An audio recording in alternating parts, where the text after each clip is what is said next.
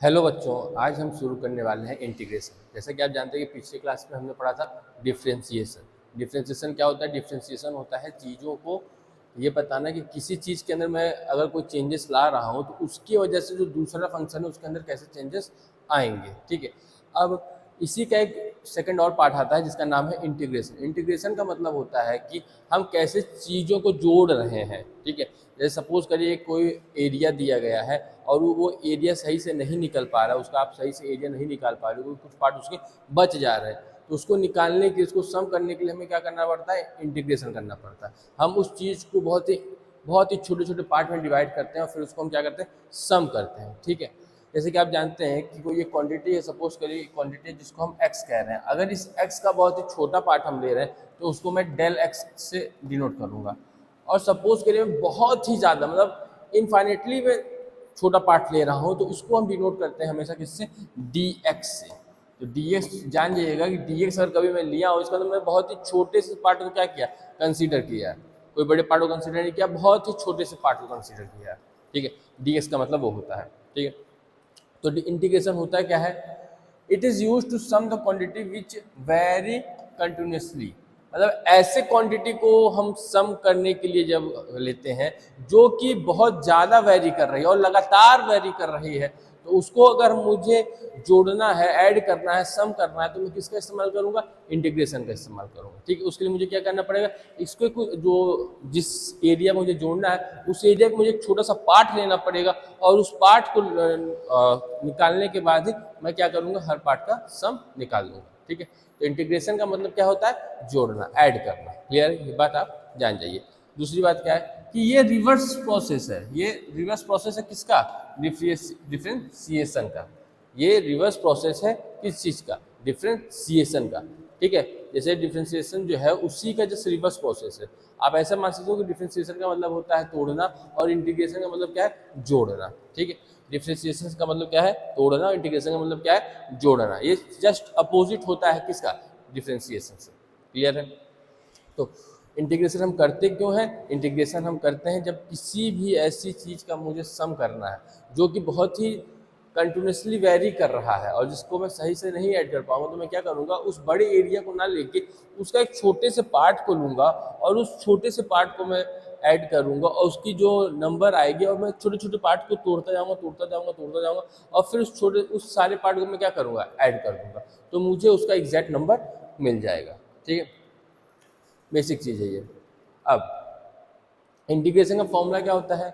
Integration D A, अभी बताया था कि अगर मैं बहुत ही छोटे से पार्ट को कंसीडर कर रहा हूँ तो उसको मैं किससे डिनोट करता हूँ?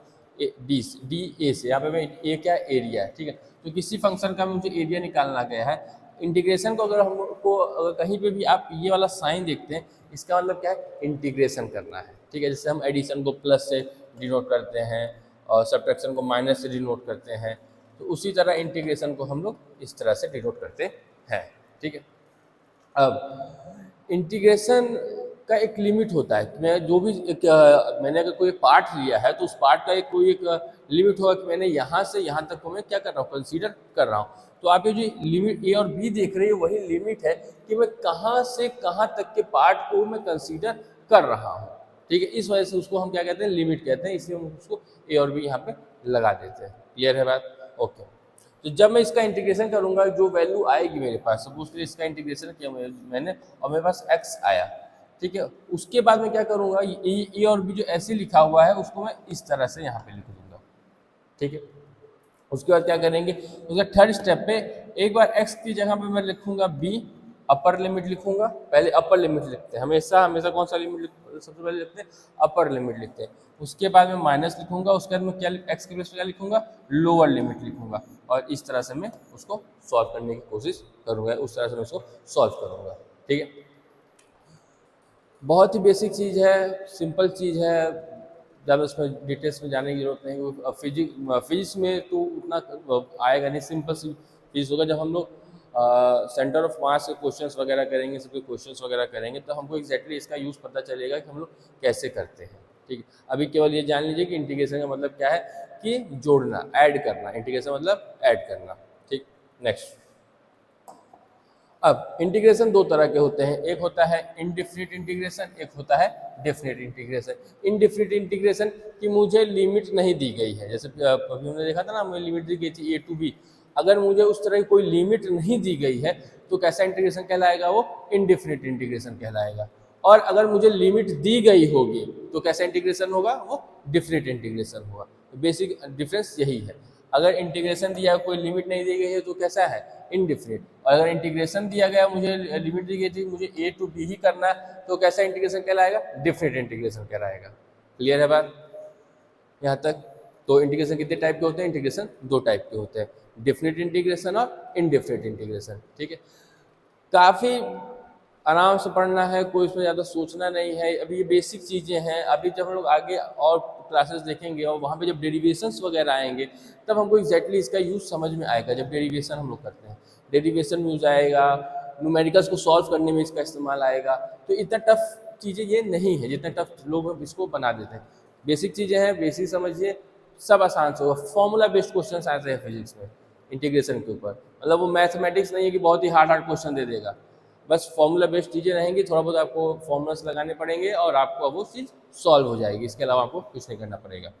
चलिए नेक्स्ट, तो कुछ फॉर्मूलाज हैं। सबसे पहला फॉर्मूलाज क्या है, अगर आपको दिया गया है x की पावर n, तो अब इसका मुझे इंटीग्रेशन करना है, तो सबसे पहले मैं इंटीग्रेशन का साइन लिखूंगा और यहाँ पे dx करूँगा। ये जो dx बताता है, ये बताता है कि मुझे x का इंटीग्रेशन करना है। अगर यहाँ dy होता तो मुझे y का इंटीग्रेशन करना है, dA होता तो मुझे dA का इंटीग्रेशन करना है। तो वो dx बता रहा है कि मुझे किसका इंटीग्रेशन करना है, x का इंटीग्रेशन करना है। ठीक है, तो जब ऐसा कोई सपोज करिए आपको दिया गया x की पावर 3, अब इसका इंटीग्रेशन करिए, तो आप क्या करोगे, x 3 + 1 अपॉन 3 + 1, तो आएगा क्या आपका x की पावर 4 और नीचे आपका 4। यह है फॉर्मूला, यह है सोल्यूशन। इस तरह से आपको इंटीग्रेशन, जब भी आपको कोई भी चीज़ें दी गई होगी, x की पावर 5, x की पावर 5 या x की पावर 6, ऐसी कुछ भी दी होगी, उसको इंटीग्रेशन कैसे करेंगे, सीधा इंटीग्रेट करेंगे इसको, x 6 + 1 और अपॉन 6 + 1। यही जो पावर होता है वही हम कहाँ लिखते हैं, नीचे लिखते हैं। ठीक है, सिंपल चीज़ है। क्लियर? उसके बाद इसके जितने भी इसके फॉर्मूलाज हैं सब अपोजिट है किसका, डिफ्रेंसिएशन का। डिफ्रेंसिएशन में कई जो अपोजिट फॉर्मूलाज थे वही किस में आ जाते हैं, आपके इंटीग्रेशन में आ जाते हैं। ठीक है, जैसे वहाँ डिफ्रेंसिएशन में क्या था, log x का डिफ्रेंसिएशन क्या होता था, 1/x होता था। यहाँ पे 1/x का इंटीग्रेशन क्या होगा, log x होगा। वहाँ पे log x का डिफ्रेंसिएशन करते थे तो हमको 1/x मिलता था। यहाँ 1/x का हम इंटीग्रेशन करेंगे तो मुझे क्या मिलेगा, log x। ठीक है, यहाँ पे आप एक टर्म देख रहे होंगे c, आप एक यहाँ पे एक टर्म देख रहे होंगे c। तो एक बात जानिए, अगर आप तो ये कांच का गिलास तोड़ा आपने, उस कांच के ग्लास को फिर आप जोड़ रहे हो तो कुछ ना कुछ जो उसके ग्लास के कांच के जो पार्टिकल्स होंगे वो मिसिंग रहेंगे। ठीक है, तो वही वो है सी है। वो जो चीज़ थोड़ी बहुत मिस है कि मैं ऐड कर रहा हूँ तो थोड़ा बहुत हो सकता है सही से ऐड ना हो, थोड़ा बहुत डिफरेंस रह ही जाएगा। बस इंटीग्रेशन में एकदम नज़दीक पहुँच रहा हूँ उसको सम करने के लिए उस एरिया को, पर एग्जैक्टली नहीं है, अभी भी उसमें कुछ चीज़ें क्या है, मिसिंग है। तो उसी चीज़ का जो मिसिंग है उसी को हम किससे डिनोट करते हैं, सी से डिनोट करते हैं। ठीक, अब इंटीग्रेशन ऑफ ex होता है प्लस सी, जब भी आप इंटीग्रेशन हो प्लस सी लास्ट में आपको लगाना ही है। ठीक है, integration of cos x sin x plus C, integration differentiation of sin x cos x होता था, डिफरेंशिएशन ऑफ sin x क्या होता था, cos x होता था। अब यहाँ पे इंटीग्रेशन ऑफ cos x क्या होता है, sin x plus C, just opposite है। इंटीग्रेशन ऑफ sin x क्या है, minus cos x plus C. Clear है, कोई डाउट यहाँ तक, ये समझ में आया? Next, integration of sec square x d x क्या है, tan x, वहाँ पे डिफरेंशिएशन ऑफ tan x क्या होता है, एक्स स्क्वायर एक्स ना। Integration of sec x and tan x is sec x plus C. Integration of cosec square x plus d x, यहाँ पे डी एक्स से integration कर रहे हैं हम लोग, एक्स के टर्म का इंटीग्रेशन कर रहे हैं, तो क्या है, minus cot x plus C. Integration of cosec x cot x dx is cos x plus c of integration of tan x, integration of tan x, तो इसके क्या है, log sec x plus c और minus log cos x plus c। तो basic basic formulas हैं, ये formulas आपको याद करने पड़ेंगे, आपको जानने पड़ेंगे, और तभी आप किसी चीज़ को भी सॉल्व कर पाओगे। फॉर्मूला तो आपको बिल्कुल ही याद करना, आप उसको भाग नहीं सकते, ठीक है। फॉर्मूला तो आपको याद करना ही पड़ेगा। अगर डिफरेंशिएशन इंटीग्रेशन आपको फिजिक्स की चाहिए तो आपको फॉर्मूलेस तो आपको याद करने ही पड़ेंगे, ठीक है। बिना फॉर्मूलेस के आपके कुछ होने वाला नहीं है। तो फॉर्मूले पे ध्यान दीजिए, फॉर्मूले को समझिए और खुद से समझने की कोशिश करिए, तो ही जाके वो आपको और अच्छे से समझ में आएगी, ठीक है। और मैं जो पढ़ाता हूँ तो मेरी तो एक चीज़ है कि आप अगर कुछ भी चीज़ पढ़ रहे हो, याद करो, तो उसको लिखिए ज़रूर। बिना लिखे कुछ नहीं होने वाला।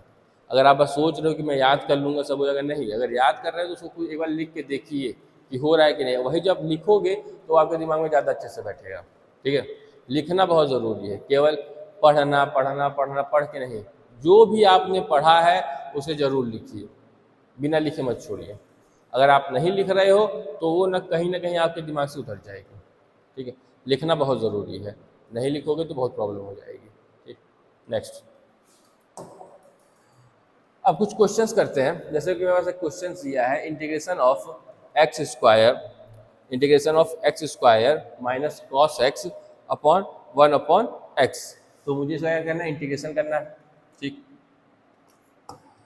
तो एक्स स्क्वायर है, तो x square plus 1/2 + 1। Integration of cos x का इंटीग्रेशन क्या था, साइन एक्स, और 1/x का इंटीग्रेशन लॉग एक्स, ठीक है। तो अब इसको सही से लिख देते हैं, तो ये हो जाएगा x³ minus sine x plus log x. जब पूरा इंटीग्रेशन कर दिया तो लास्ट में क्या लिखना है, प्लस c। ये आपका हो गया सॉल्व इंटीग्रेशन, ये क्वेश्चन आपका। तो क्या इस्तेमाल किया हमने केवल फॉर्मूलों का इस्तेमाल किया, उसे रखा और ये सारी चीज़ें मेरी सॉल्व हो गई। उसके ऊपर तो मैंने कुछ किया नहीं, केवल सिंपल सा फॉर्मूला था कि एक्स के पावर कुछ भी दिया होगा तो उसमें 1 ऐड कर देंगे। अगर डिफरेंशिएशन में याद होगा, जो भी पावर दिया होता तो उसको मल्टीप्लाई करके उसमें 1 ऐड करते थे। यहाँ पे क्या हो रहा है कि जो पावर दिया गया है उसमें 1 ऐड कर रहे हैं और उसी पावर को फिर नीचे भी ऐड कर रहे हैं, अपॉन में कर रहे हैं। क्लियर है। तो बेसिक चीज़ें हैं, सिंपल चीज़ें हैं, ज़्यादा इसमें डिटेलिंग में नहीं जानी है। फॉर्मूले को बस याद करना है, और जितना जल्दी ये बेसिक आपका क्लियर हो जाएगा, आपके आने वाले जो डेरिवेशंस होंगे, क्वेश्चंस होंगे, वो और आसानी से आपके सॉल्व हो जाएंगे। नेक्स्ट, अगला क्वेश्चन है, यहाँ पे मुझे लिमिट दी गई है 0 to π/6, और क्वेश्चन क्या है, sec square x upon sec square x dx। Okay, तो इंटीग्रेशन इसका करना है मुझे, एक्स का करना है, ठीक है, sec स्क्वायर एक्स का। तो इंटीग्रेशन sec स्क्वायर एक्स क्या होगा, tan x होगा, क्या होगा, tan x होगा, ठीक है। कहाँ से कहाँ तक करना था मुझे, 0 to π/6 तक करना था, ठीक है। अब एक बार मैं x के जगह पे π/6 लिखूंगा और एक बार मैं x के जगह पे 0 लिखूंगा, तो tan π/6 माइनस tan 0। ओके, ये मैंने लिखा। सबसे पहले याद रखें, सबसे पहले हम लोग अपर लिमिट वाले को लिखते हैं, फिर लोअर लिमिट वाले को लिखते हैं, ठीक है। और बीच में क्या रहता है, माइनस रहता है, बेसिक चीज़ है, ठीक। अब π/6, पाई की वैल्यू क्या होती है, 180 होती है, तो पाई कितनी होती है, 180 होती है। अगर 6 को मैं ले जाऊंगा, 6 3 जा, तो ये क्या है, tan 30 है। तो tan 30 की वैल्यू क्या होती है, 1/√3, 1/√3। और tan 0 की वैल्यू क्या है, 0। आंसर क्या है, 1/√3 + c, ठीक है, ये आपका आंसर आएगा। अब sin 30 sin 60 cos 30 cos 60 tan 30 tan 60 45 90, ये तो याद करना ही पड़ेगा आपको, ठीक है। तो उसे याद करना पड़ेगा, उसे लिखना पड़ेगा, उसे करना पड़ेगा, तभी चीज़ें समझ में आएंगी। अगर केवल एक बार ऐसे आँख से देख रहे हो और लग रहा है कि हमको सब आ गया, तो कुछ नहीं आया है। एक बार तो देखना पड़ेगा, लिखना जरूर पड़ेगा, बिना लिखे आप नहीं जा सकते हो, ठीक है। लिखिए, देखिए कि सच में दिमाग में आया है, बैठा है कि नहीं। जब आप लिखोगे ना, जब आप लिखोगे तो चीज़ें आपके दिमाग में बैठ जाएंगी। लिखने से चीज़ें दिमाग में बैठ जाते हैं, फिर वो आप नहीं भूलोगे। और केवल सोच रहे हो कि मैं पढ़ के चला जाऊँ हो जाएगा, नहीं, पढ़ के जाने से कुछ नहीं होगा। वो क्योंकि पढ़ के आप बहुत सारी चीज़ें गए हो उसको, तो वो सारी चीज़ें दिमाग में फिर कंफ्यूज करेंगी आपको। तो लिखिए ज़रूर, बिना लिखे मत पढ़िए। अगर पढ़ रहे हो तो लिख के देखो कितना आया है कितना नहीं आया है। केवल पढ़ने से नहीं होगा काम, लिखने से भी होगा। ठीक है, चलिए लास्ट क्वेश्चन देखते हैं। लास्ट क्वेश्चन है 5x³ plus 3x minus 2। 5x² plus 3x minus 2। Okay, तो इंटीग्रेशन किसका करना है? x का करना है। ठीक है, तो 5 को मैं क्या कर लूँगा, बाहर कर लूँगा। तो क्वेश्चन कैसे करेंगे, 5 को बाहर कर लिया, 5 हाँ प्लस 3 को बाहर, इंटीग्रेशन ऑफ x माइनस 2 को बाहर, इंटीग्रेशन ऑफ dx। ठीक है, समझ में आया? तो 5x³ है तो x की पावर क्या हो जाएगा, 4 और 3 प्लस 1 4, तो x की पावर 4/4 प्लस 3 है, x की पावर 1 है तो x की पावर 2/2 माइनस 2 dx है, इंटीग्रेशन क्या होगा, x होगा, तो क्या हो जाएगा x प्लस c। ये आपका क्या हो गया, इंटीग्रेशन हो गया। बात समझ में आई? तो इस तरह से आपको सॉल्व करना है। ठीक है, इंटीग्रेशन बहुत ही, इंटीग्रेशन डिफरेंशिएशन आपका उतना यूज केवल आपके डेरिवेशन वगैरह में आएगा, और पूरे फॉर्मूला बेस्ड है, पूरे के फॉर्मूला बेस्ड है। पिछले क्लास में हमने आपको बताया था कि पोजीशन का डिफरेंशिएशन करोगे तो आपको वेलोसिटी मिलेगी, वेलोसिटी का डिफरेंशिएशन करोगे तो आपको एक्सेलरेशन मिलेगा, बताया था। ठीक है, अब अगर एक्सेलरेशन का इंटीग्रेशन करोगे तो वेलोसिटी मिलेगी, वेलोसिटी का इंटीग्रेशन करोगे तो पोजीशन मिलेगा। क्लियर है बात? Just opposite. ठीक है, पोजीशन का डिफरेंशिएशन करते थे तो वेलोसिटी मिलती थी, वेलोसिटी का डिफरेंशिएशन करते थे तो एक्सेलरेशन मिलता था। एक्सेलरेशन का इंटीग्रेशन करोगे तो क्या मिलेगा, वेलोसिटी मिलेगी, वेलोसिटी का इंटीग्रेशन क्या करोगे तो इंटीग्रेशन करोगे तो क्या मिलेगा, पोजीशन मिलेगा। ठीक है, तो इस तरह से आपको करना पड़ेगा। बेसिक चीज़ है, इसी में मोस्टली इसका इस्तेमाल है डिफरेंशिएशन इंटीग्रेशन का, यही वेलोसिटी एक्सेलरेशन निकालने में, इसके अलावा कोई नहीं है। ठीक है, तो मोस्टली यही आपको निकालना ही होता है। ठीक है, अब इसको और अच्छे से और सही समझने के लिए फिजिक्स 11th-12th की फिजिक्स को आपको वेक्टर्स आना बहुत इंपॉर्टेंट है, क्योंकि अब यहाँ पे 3 डायमेंशन में बात शुरू होगी। ठीक है, तो उसके 3 डायमेंशन मतलब 3 कोऑर्डिनेट्स होंगे, एक्स वाई जेड, तो उसमें भी 3 पोजीशन होंगे, आई जे के। ठीक है, तो वो हम लोग जानेंगे वेक्टर्स क्या होते हैं। तो अगला जो वीडियो होगा, अगली चीज जो हम लोग वीडियो में देखेंगे वो देखेंगे वेक्टर्स को। बिना इंटीग्रेशन, डिफरेंशिएशन, वेक्टर, ये 3 बहुत इंपॉर्टेंट है 11th-12th की फिजिक्स के लिए। और इन तीनों का आना तो एकदम मस्ट है, कंपलसरी, मतलब 11th-12th तो बातें ही केवल वेक्टर्स में होंगी। ठीक है, 11th-12th में बातें सारी वेक्टर्स में होंगी कि आई जे के एक्स कोऑर्डिनेट है तो ये है तो वो है, तो वेक्टर्स हो तो ऐसा गलती करना ही नहीं कि वेक्टर्स ना पढ़ो, और बिना वेक्टर्स पढ़े कोई और ना पढ़ो। वेक्टर्स पढ़ना बहुत ज़रूरी है। ठीक है, तभी चीज़ें और अच्छे से तुम्हारी क्लियर होंगी।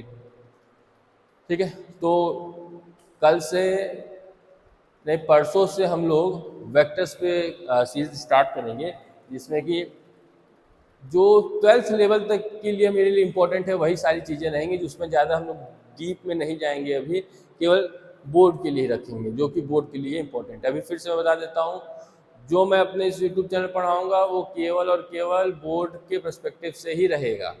केवल बोर्ड में क्या आएगा, बोर्ड के लिए क्या इंपॉर्टेंट है, बोर्ड में कैसे होना चाहिए, बस, उसके अलावा और कुछ नहीं। अभी केवल हमारा जो पहला फोकस है वो है बोर्ड, क्लास 12th का बोर्ड। तो वेक्टर्स के बाद जब हम शुरू करेंगे फिर हम लोग क्लास 12th की फिजिक्स को शुरू करेंगे। ठीक है, तो पूरा का पूरा कॉन्सेंट्रेशन किस पे है, क्लास 12th की फिजिक्स पे है, उसके अलावा किसी पे नहीं।